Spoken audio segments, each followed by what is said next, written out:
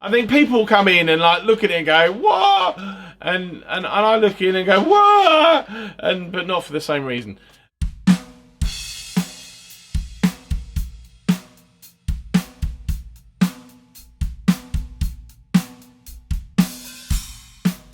I may have said before that I never really set out to be a collector of drums, and I certainly never set out to be that guy with all the snare drums and things. But obviously, fate has kind of like helped me along a little bit in that respect, and you know, I ended up with kind of, well, what you've seen around here. I was going to say what you see around here, but you don't see an awful lot around here at the moment, do you? Apart from the kit behind me and the lovely shiny gong. But there are drums here, as you'll have known, and as you could possibly hear. But I never set out to really sort of have loads and loads of drums. And, you know, apart from having sold a whole bunch of things, well, over the years, but particularly sort of in the last year, I've sold a kit.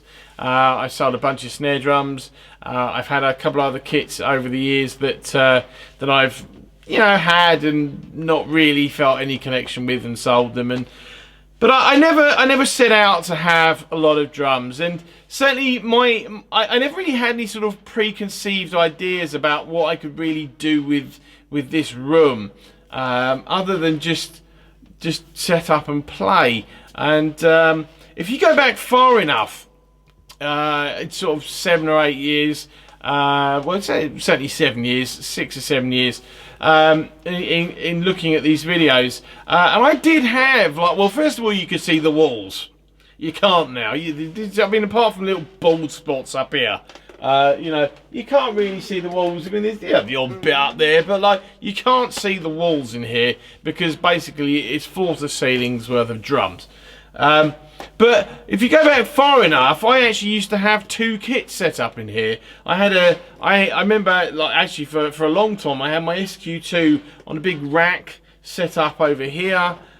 You could actually see, now something you'd never know if I didn't tell you, or I didn't sort of just point it out, is that so the other room in here, this was like the live room, but there's actually a window there. Like, as in, that's the control room, this is the live room, there was a window you could see through. So there's actually a window there. But you can look through the window onto the kit there, and I used to have a little 3-piece, 4-piece or 3 or 4-piece kit over in that corner as well. And over the years, that's kind of all got like swallowed up with all this crap, really. You know, I never set out for it to end up like this. Not that I'm complaining. My idea for certainly for the other room was that originally I wanted to have like a couch in there, have a TV, have a fridge. Well, I've still got the TV. The TV admittedly is about 6 foot up in the air, and it's on top of the rack that sort of looks after a lot of all my spare drum heads. And I did have a fridge in here for a couple of years, but that kind of got a little bit redundant. But my idea really for the other room was to sort of have all my snare drums and have my cymbals in there, and you know, either on racks or stacked up. I mean that is kind of the basis of what's in there if you took away all the bass drums and things. But it kind of just sort of exploded over the last, I think, even maybe 2 years actually, and now there's like loads of bass drums in there, and other bits and pieces, and my gigging kit's in there as well, all ready to go pretty much. But that was my kind of idea for the other room, and I genuinely do walk in actually more and more frequently these days and look in the room as they go in and, what the hell have you done? Because now part of the reason why I haven't done one of those sort of shed tours for a while is because it's such a bloody mess in the other room, and you wouldn't be able to see anything even if I did want to show it to you. So I've got 3 bass drums kind of stacked up, and then I've got another 2 in the corner. I've got a big flight case full of toms that's got loaded another snare drums in it. I've got another flight case that's kind of behind this sort of false wall thingy backdrop, whatever you want to call it, really. And it's kind of just got to the point where Well, I mean, okay, it's been silly for a long time, but like, you know, it's kind of just got a little bit weird sometimes, you know. I think people come in and like look at it and go, what? And I look in and go, what? But not for the same reason. But the point really is sort of mentioning all that is despite what it actually might seem, I mean, I do genuinely go through phases where I'm kind of really into sort of, you know, getting another bit of gear or another fancy snare drum or another cymbal that kind of like produces a sound that I don't have, or maybe just expanding on like, you know, some sounds in a sort of a series that I don't have a lot of. Like generally, I've got a couple of little Sabians, but I don't really have anything sort of that fancy or anything. But you know, it's kind of, I go through it, as I said, it's like cycles really, and I've been on a bit of a cycle up until recently. I've been on a bit of a cycle which has lasted a good couple of years.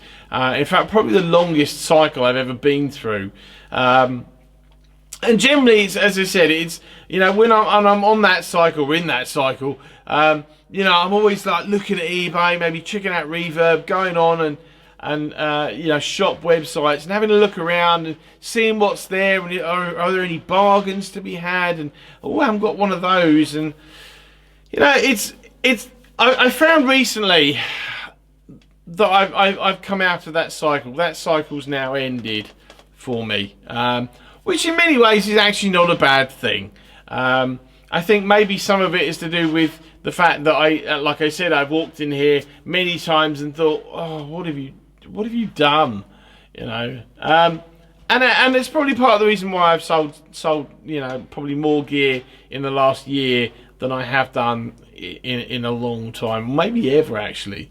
But it's something I do sort of, or the amount of stuff in here certainly is something that it does go through my head, and I do think about, well, do I have an emotional attachment to that? And I'm like, well, if I don't, then I may look to move it on. I do very little in the way of seller's remorse, because I think the thing is and I know from speaking to someone, in fact, the fellow I got the Craviotto kit from said the same thing to me years ago. Was just if I've kind of like mentally tuned out from it, it's already gone. You know, and I found really for me, if I don't have a sort of emotional, if I can't really sort of feel some sort of attachment to something for whatever reason, then I think possibly it's time it's going to move on. But the cycles for me, there's been no real sort of like set period that they've lasted. As I said, I've been on a real sort of like long cycle of buying gear for, you know, probably the last, I'm going to say 5 years. I'd have to look back over it. It's funny. I'd have to look back over the videos to see what this place looked like 5 years ago to try and work out what I was kind of thinking at the time. But I know it's been a good few years, and I've been on a real sort of like heavy buying thing, and it is, as I said, it is something that's come and gone over the years. But now what I'm finding, and I don't know if anyone else ever finds this, is that I now look at, I've always looked at eBay kind of like it's a magazine, because it's just like, it's something you do, and I don't read an awful lot, and just flicking through and having a look and checking out prices and things. I mean, it genuinely is actually helpful in many ways as well. It's almost like educating yourself on the value of certain things that you might have an interest in. But certainly for me, I have a flip through to see generally if there's anything that's out there that I really do, I really have always kind of fancied. And then there's, you know, there's what I am finding and I'm looking at, and oh, you know, that'll be nice. And then I'm like, oh, do I, don't I, do I, don't I, do I, don't I, do I, oh, well, I don't know. And then I'll leave it for a little bit, and then I might come back to it. And then I'm like, should I buy? You know, I'm going to leave it again. And I've gone through that with this one particular snare drum, and it doesn't matter which one it is. It's not an overly expensive one or anything, but There's one particular snare drum that I've been looking at, probably sort of on and off, certainly for the last 18 months or so when I first saw it, and it's generally always sat around the same price. As I said, it's not particularly expensive, but it's always generally sat around the same price, and I've seen it cheaper, and I kind of nearly pulled the trigger on it a few times when it was at that lower price. I'm like, oh, you know, and it's kind of, I've always managed to dissuade myself for whatever reason. I think it's maybe because it's a walnut shell, particularly, and I'm like, well, it's a 14x8 walnut. And I've got two 14x6 Craviotto walnuts, and I'm like, oh, do I really need like? And that was kind of like always the reasoning why I didn't sort of go any further with it. And just today I was pondering while I was supposed to be working. I was just pondering and looking around, and I found that snare drum again, but this is like the cheapest I'd ever seen it, and I've still managed to dissuade myself from buying it. But it wasn't after going through that whole, oh, do I, don't I, should I, shouldn't I, oh, I don't know, oh, I'll leave it and have a look tonight, sort of thing. And it's something, as I said, I've routinely gone through over the years, but particularly more recently. Now, some of you will know, some of you see this, and those of you that have joined in our little Sunday drum hangs will know this. But I've had a little bit of a change of situation sort of recently, and so I think the time for unfortunately through circumstance, of being put in a position where I can't now do it. Don't expect to see any real. Don't expect me to pop on here and say, "Look at my latest acquisition," and it'd be a really expensive drum. Now there are some things that I haven't yet featured, which are actually quite expensive. But I can absolutely solemnly swear to you right now, whatever day it is in September 2020, that I have not bought any expensive snare drums recently, and it is unlikely that I will be doing so in the near future, unfortunately. That said, though, I keep going through phases where I promise myself, hey, you know what, that's it. I really wanted that one. I've got that one now. Just no more. I'm done, and and I've made that little promise to myself so many times recently. It's just comical. I'm not even sure how many times, but it's been a lot. But since my hand's been kind of forced on this one,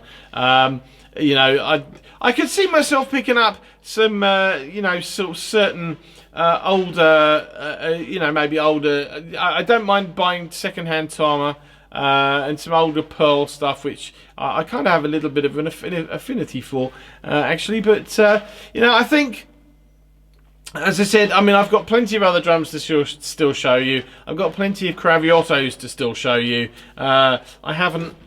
Oh, bloody hell. I have this lovely IOT drum still to show you, which hopefully will be coming out probably just after this one, I would imagine. It was a forced change of hands on my part, or change of situation on my part.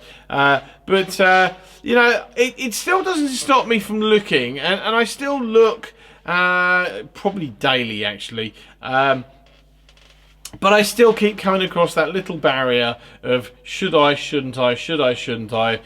Oh, I'll leave it till later. And then I look again. I'm like, oh, should I, shouldn't I? And oh, no, I won't bother. And I usually find a way of dissuading myself into not buying something. And as I said, I've gone through that today. I've been going through that quite a lot recently. And I know previous to however long this little cycles last, we'll call it 5 years, I kind of like stopped buying stuff, and I've been lucky, and I've said this before, I've been lucky to have picked up all my kind of like or most of my sort of childhood fantasy drums, like the art style that I'm currently using as something to prop myself up with. Now I've got the art star, I've got the Grand Star, I've got the Club Custom, I've got the SQ2, I've got the Craviotto, you know, and I'm probably forgetting a whole ton of things as well. But I finally got a green sparkle drum kit. You know, I've got the violet shade, the Star Classic violet shade. I always wanted one of those, and so I've been really lucky to pick up all my kind of fantasy drums from when I was, well, I mean, I wasn't an awful lot younger when the Club Custom came out, but you know.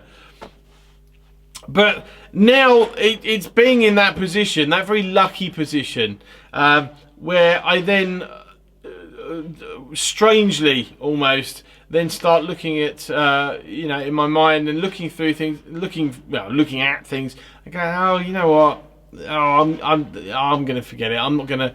And the should I, shouldn't I thing probably should come into my head a lot more often than it does. But you know, I found that it is a cycle thing, and you know, it's something I'm wondering when the next one will kick in. I'm not sure if it's going to be any time soon, because I really don't feel anything. Certainly in the moment, my love of drums and playing drums and collecting drums. Oh, I said it there, didn't I? Acquiring drums has not diminished at all, and I can say that with absolute certainty. But it's funny how things. I almost feel cold to them now. I'm looking at certain things, and I'm not really getting that excited about what I'm seeing, and that's obviously that's a personal choice thing. I think if I start buying drums again in any sort of real capacity, then I guess I will find that cycle has started up again for its latest run. But you know, it's a strange situation to be in, to be able to live out your little fantasies. I know that not many people get to do that. I feel really grateful to have been able to do that, and to still be able to do that. You know, I've got a lovely sized room that's soundproofed. I can generally play whenever I want and not really annoy the neighbours or anything like that. And I've managed to somehow fill the entire room up with gear. But that seems to have it's coming to an end at the moment. As I said, it's coming to an end for that little cycle, and I think well, I still got a bit of an itch. I genuinely do still have a little bit of an itch to maybe go looking for another snare drum. And I'm not saying that I won't pick something up, but at the same time, I think for me, right now, it's just a little bit harder to go, oh, you know, I've always fancied one of those, I'll give that a go. It's just, it's a strange place to be in when all you've done really for the last 5 years is just spend money on drums. But anyway, look, I'll keep going. I'll keep doing videos. As I said, I've got plenty of gear here that I've not done videos on, and I think, as I've said before, as and when I do run out of gear, what I'll do is I'll go back and start redoing all the other stuff that I did early on, with hopefully better sound quality and better video quality as well. Anyway, look, hope that was interesting and entertaining. Me sharing my problems with you. But thanks for watching, and I've made a promise that the next snare drum that will go up will be the IOT, and I'm going to stick to that, even if it kills me. So, watch out for the IOT, hopefully after this one. Take care, see you later.